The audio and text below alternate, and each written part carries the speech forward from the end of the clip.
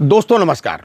आज बात करेंगे 12th वेज रिवीजन जो है, जो पूर्णतया साइन हो गया है 8 तारीख को। बिल्कुल बुरी तरीके से साइन होने के बाद आईबीए ने पत्र भी दे दिया है सभी कमर्शियल बैंक्स के चेयरमैन्स को और एसबीआई के भी चेयरमैन को।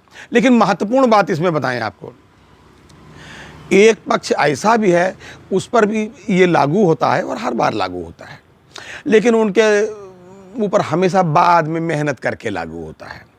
वो पक्ष है रीजनल रूरल बैंक यानी कि ग्रामीण बैंक के।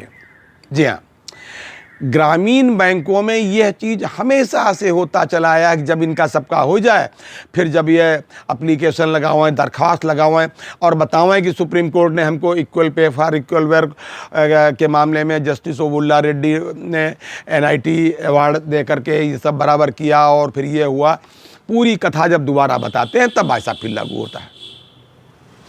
पिछले बार यानी कि पिछले सेटलमेंट में और इस सेटलमेंट में एक व्यक्ति ग्रामीण बैंक की तरफ से ऐसा है जिसने साइन भी किए हैं सेटलमेंट में भाई साहब जी।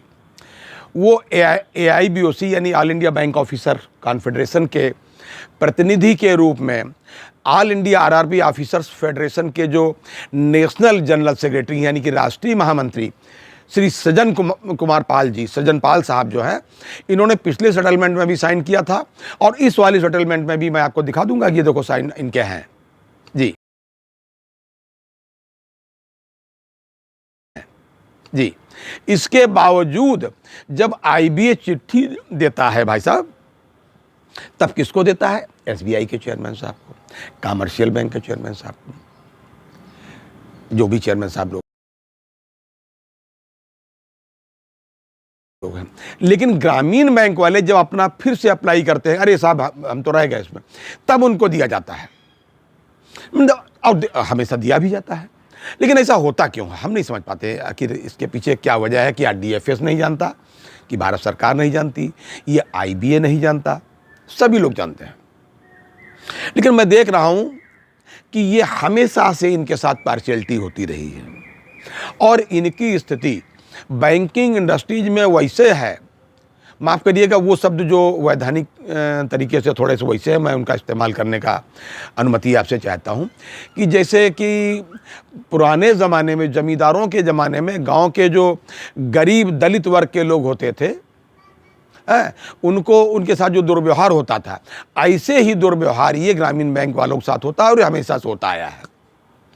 यहाँ तक कि जो इनके टॉप मैनेजमेंट के लोग होते हैं, यानी वो किसी प्रवर्तक बैंक से आते हैं, वो भी इनके साथ वही व्यवहार करते हैं जो ईस्ट इंडिया कंपनी के वायसराय और गवर्नर जनरल वगैरह आम हिंदुस्तानियों के साथ करते थे। ये पहले से होता आया और अभी भी हो रहा है भाई साहब। थोड़ा कम हुआ लेकिन फिर भी होता है। अब इसका कारण क्या है? इसका कारण तो भाई साहब मैं यही कहूँगा कि ये खुद भी उसके लिए थोड़ा बहुत जिम्मेदार है।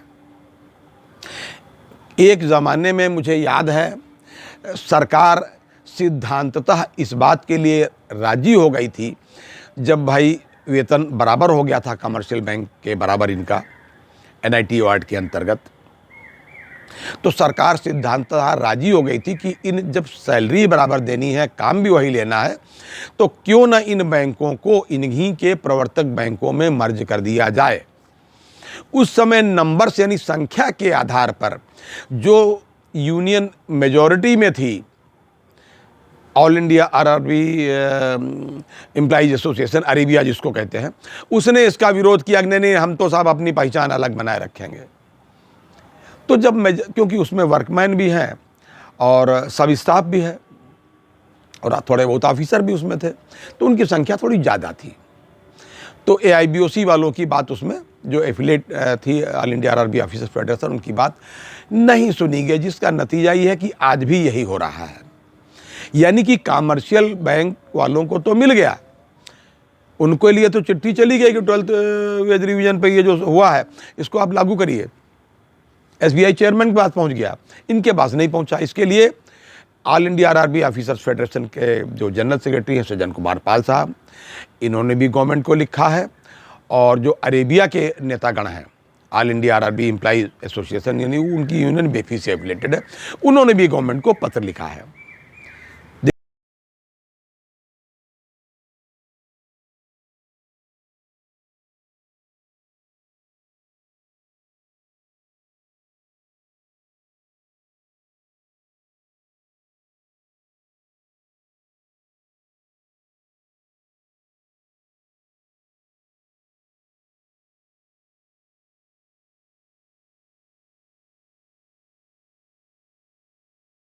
देखिए कब तक होता है, कुछ समय इनको लगेगा, होगा तो इनके यहाँ भी। लेकिन मैं केवल ये बताना चाहता था कि भाई साहब जिन्होंने साइन किया है उसमें वेज रिवीजन पे, उनको भी आवेदन देना पड़ रहा है, उनको भी लिखना पड़ रहा है। तो ये था आज तक का अपडेट।